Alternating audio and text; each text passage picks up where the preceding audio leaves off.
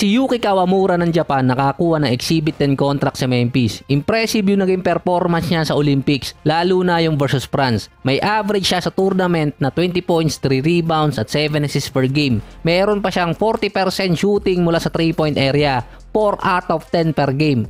Kahit naman sa FIBA, maganda yung nilalaro niya. Nasa 23 years old pa lang siya, going 24. Sa Pinas, bata pa yan, pang rookie pa lang. Pero sa NBA, 2 to 3 years na older na siya sa average ng mga rookie.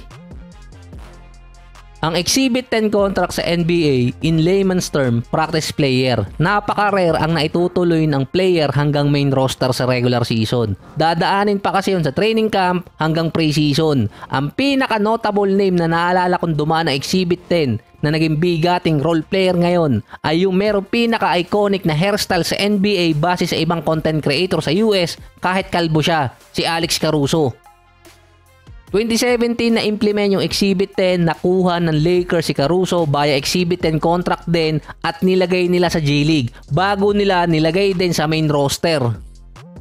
Si Caleb Martin naman ng 2019 naging undrafted. Pinapirma siya ng Exhibit 10 contract ng Hornets tapos kinonvert sa two-way contract. Yung isa pa talaga nakakuha ng guaranteed contract na galing sa Exhibit 10 ay yung isa pang Caruso, with hair nga lang, si Austin Reeves. Doon nagsimula si Reeves, naging undrafted siya ng 2021 dahil nga sinabi niyang gusto niya maglaro sa Lakers. Kaya pinapirma siya ng Exhibit 10 bago siya pinapirma ng guaranteed contract. So hindi rin malabo makasecure si Kawamura ng kontrata dahil base sa rule, kapag ang isang Exhibit 10 player ay winave, pwede siyang pick upin ng G-League team at magka-bonus pa ng $75,000. Yun ang initial na pwede mangyari sa isang player na nakakuha ng ganong kontrata. Plus, pwede pa siyang bigyan ng two-way contract. Kaya naman yung Lakers kumuha din ng Exhibit 10 contract player dahil dun sila nakakapag-develop. Dalawa nga yung nakuha nila, yung isa nga lang pinamigay. So, hindi totoo na walang nadidevelop na player ng Lakers. Meron. Kinuha ng Lakers si Kyler Kelly na isang 7-footer na sentro para ilagay nila bilang practice player. Mostly sa G-League siya naglaro na may average na 6 points at 4 rebounds per game. Yung isa pa si Quincy Olivari na naglaro naman din sa Lakers sa Summer League.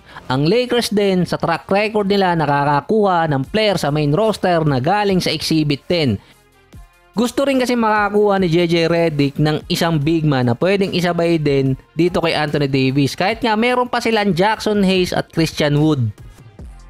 Si Wembanyama nagbigay na ng warning na nag-aalala siya sa mga katapat niya sa susunod sa FIBA or kahit sa NBA. Yung ibang comment doon sa ginawa ko dating episode, sinabing ang yabang naman ni Wemby para sabihin yon. Pero sa totoo lang, yun ang gusto ng mga coach kasi buo ang loob. Dahil ang mga teams nagre-ready na talagang tapatan si Wembanyama kahit nung bago pa lang siya maglaro sa NBA. Dahil siya ang sinabi dating babago ng landscape ng NBA. Ang Dallas, pinapirma na si Jamarin Sharp na 7'5 na sentro. Kaalma mater pala to ni Japet sa Western Kentucky. 7 points, 7 rebounds at 4 blocks per game. Dahil nga kailangan nilang tapatan ang height ni Wembanyama para makontain. Or kahit hindi nila mapigilan, basta lang merong sasabay sa kanya.